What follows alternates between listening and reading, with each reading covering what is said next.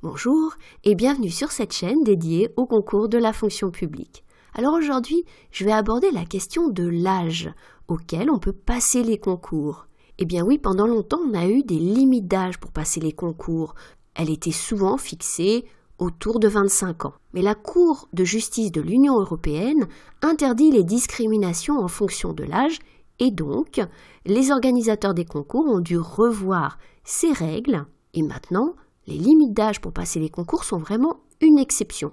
Alors on peut avoir cette exception dans des cas très précis qui sont liés en particulier aux conditions d'âge de départ à la retraite. Quand cet âge de départ à la retraite est avancé, notamment donc pour des corps qu'on dit en service actif, on peut avoir des limites d'âge. Ça va par exemple être le cas des pompiers militaires et seulement militaires qui demeurent soumis à une limite d'âge de 25 ans. On a également le cas de l'entrée à l'école de sous-officiers de gendarmerie. On ne peut pas entrer à l'école de formation de ces sous-officiers si on a plus de 35 ans. On a un cas qui me paraît un petit peu moins compréhensible, c'est le cas de l'École nationale de la magistrature, où on ne peut pas entrer par le concours externe si on a plus de 31 ans. Mais je crois que cette disposition est assez contestée.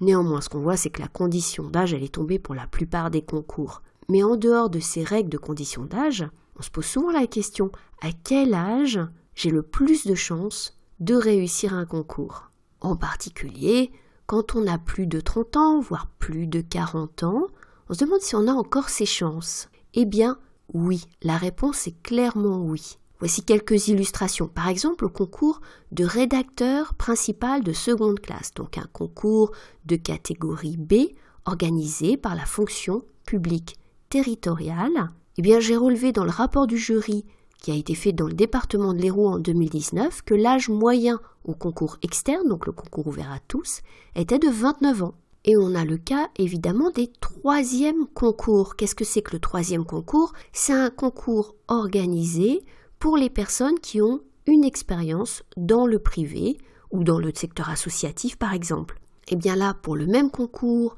de rédacteur principal de seconde classe, l'âge moyen des personnes qui ont réussi le concours était, en 2019, de 38 ans.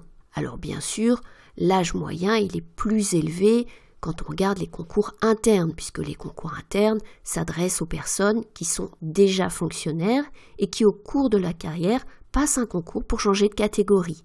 On a par exemple un candidat au concours d'attaché de l'Éducation nationale, donc un concours organisé par le ministère de l'Éducation nationale, un concours uniquement interne, un candidat qui l'année dernière avait 57 ans. Donc il ne faut vraiment pas se fixer de barrières en termes d'âge pour passer un concours. Maintenant, est-ce qu'il y a un moment idéal pour passer un concours? Et là, le moment idéal pour passer un concours, il ne dépend pas seulement de l'âge.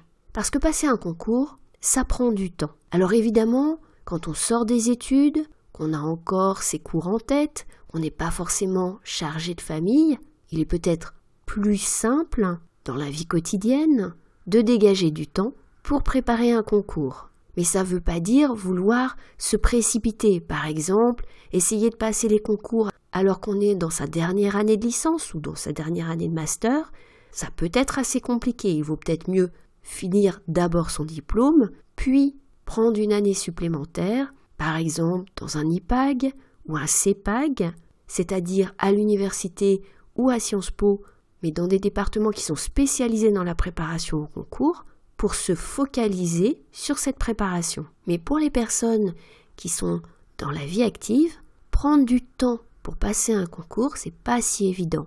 En fait, passer un concours, c'est un vrai projet. Il faut clairement se poser la question, avant de démarrer ce projet, de la façon dont on peut s'organiser. Est-ce qu'on va pouvoir se libérer du temps le soir ou le week-end, voire le soir et le week-end, pour se concentrer, pour lire, pour s'exercer sur des annales, autant d'activités qui sont quand même très consommatrices de temps et qui demandent de la concentration. Donc se préparer à un concours, c'est peut-être aussi une décision qui se partage avec son entourage pour éventuellement se faire aider dans la vie quotidienne et pour faire comprendre ce projet et faire comprendre qu'on sera peut-être pendant quelques mois pas aussi disponible que d'habitude. Et ce problème-là, et il se pose à tout âge. Enfin, la question du moment idéal pour passer un concours pour les plus jeunes dépend aussi de l'expérience qu'ils ont pu acquérir. Cette expérience, à travers par exemple des stages, à travers par exemple une période d'apprentissage, elle sera particulièrement valorisée au moment des oraux.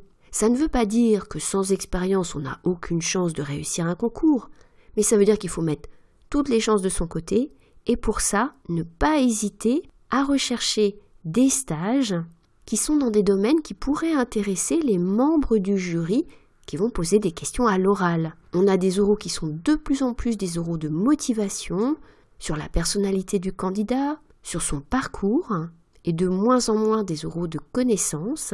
Et donc les questions portent souvent sur le parcours professionnel, y compris donc pour les étudiants qui ont pu acquérir quelques expériences, même si ce ne sont pas des expériences très longues. Ça peut être 1 mois l'été, et pas forcément 6 mois en fin de master. Mais ce sont des expériences très précieuses pour réussir un oral.